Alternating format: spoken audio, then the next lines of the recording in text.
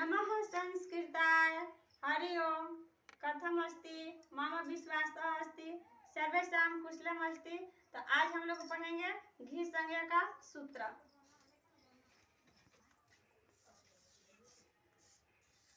घी संज्ञा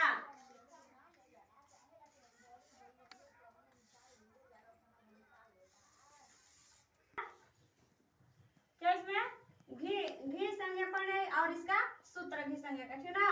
तो सूत्र में क्या लिखा हुआ है इसमें कि सेसो घया सखी, सेसो घया सखी, सेसो घया सखी, सेसो घया सखी का मतलब किसमें क्या, सखी को देखना है। इसमें क्या देखना है, सखी को देखना है। क्या देखना है, सखी को। इसमें क्या है, वृत्ति, क्या इसमें वृत्ति ही ह्रस्व या बिंदु तौ तदंतम। इसका मतलब कि वृत्ति ही में दिया हुआ कि ह्रस्व यदि दुतौ तदंतम, तदंतम दुतौ तदंतम माने ह्रस्व में देखना है इसमें कि ह्रस्व जो है, ह्रस्व को देखना है इसमें कि ह्रस्व या बिंदु तौ, ह्रस्व बिंदु को लेकर चलना है इसमें, ठीक ना। ह्रस्व बिंदु को लेकर चलना है इसमें। तदंतम, तदंतम, तदंतों को लेकर चलना है, ठीक ना। इसमें सखी,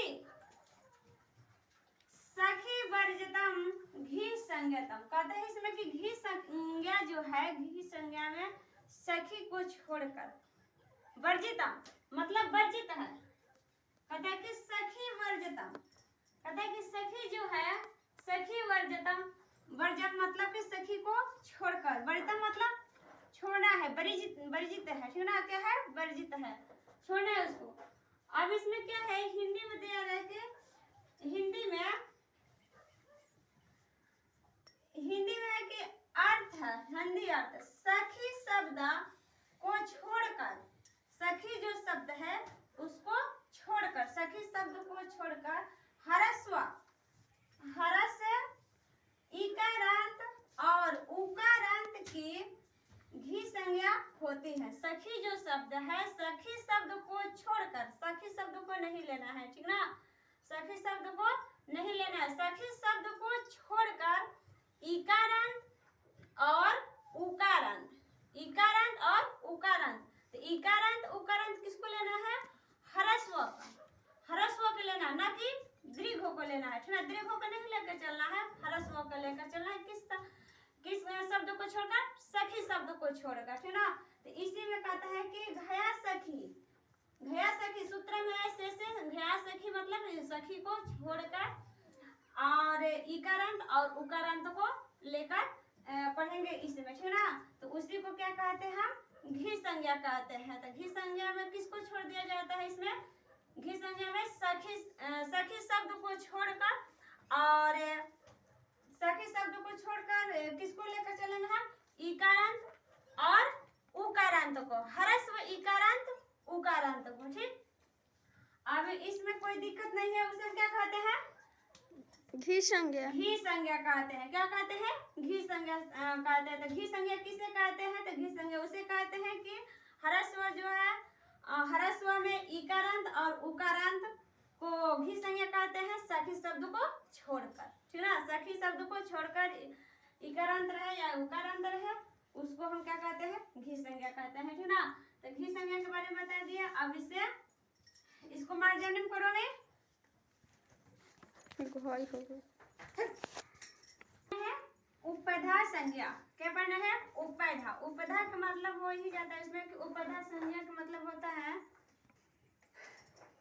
और इसमें कि उपधा संज्ञा, उपधा संज्ञा मतलब ऊपर, पहले, उपधा मतलब पहले, ठीक ना। तो उपधा के दिया है सूत्र में, सूत्र अलो अत्यंत पूर्व उपधा।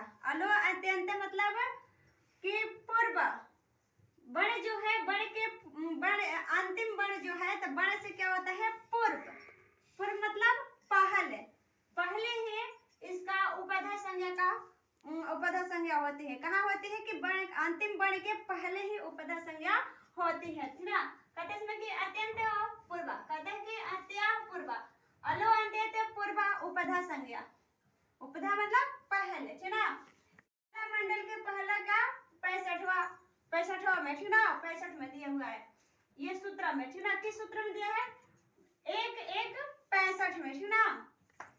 अब इसे वृत्ति ही अत्यंत दालः पूर्वः वर्णः क्या है? उपधा संज्ञा। कहते हैं इसमें कि वृत्ति ही अत्यंत दालः पूर्वः वर्णः उपधा संज्ञा। कहते हैं कि अत्यंत दल जो होता है, वृत्ति में दिया हुआ कि अत्यंत दल जो होता है, कोई भी अंतिम वर्ड हो तो अंतिम वर्ड के पहले पूर्वाव, कहते हैं पूर्वाव पहले, पूर्वाव बड़ा है उपधा संज्ञा, बड़े के पूर्व ही अंतिम वर्ड जो होता है उसके पूर्व पहले ही वर्ड जो होता है उपधा संज्ञा होती है, ठीक ना। तो बड़े के कब होती है संज्ञा? अंतिम वर्ड जो होती है तो अंतिम वर्ड के पहले लगा रहता है वर्ड, उसको क्या कहते हैं? उपधा संज्ञा कहते हैं, ठीक ना। तो उपधा संज्ञा होती है, ठीक ना। तो बड़े के पहले वाला, तो इसमें क्या है? उपधा संज्ञा। अब इसमें दिया हुआ है हिंदी अर्थ में भी देख लो, यहाँ आप लोग को तेज है। कहता है कि अंतिम वर्ण से पूर्व वर्ण की उपधा संज्ञा होती है। तो अंतिम जो वर्ण रहता है यही इसमें पढ़ना है, खसा सिर्फ पढ़ना है कि अंतिम वर्ण जो रहता है तो अंतिम वर्ण के पहले जो लगा रहता है उसी को कहते हैं उपधा संज्ञा, ठीक ना। तो हम आज पढ़ लिए उपधा संज्ञा पढ़े और घी संज्ञा पढ़े, ठीक ना। दो संज्ञा पढ़े, दो के परिभाषा पढ़े, सूत्र समेत दिए, घी संज्ञा पढ़े हैं और उपधा संज्ञा पढ़े, ठीक ना। तो इसमें इस सूत्र में दिया हुआ है, ठीक ना, 1-1-65 में, ठीक ना। तो आज के लिए यही नमः संस्कृताय।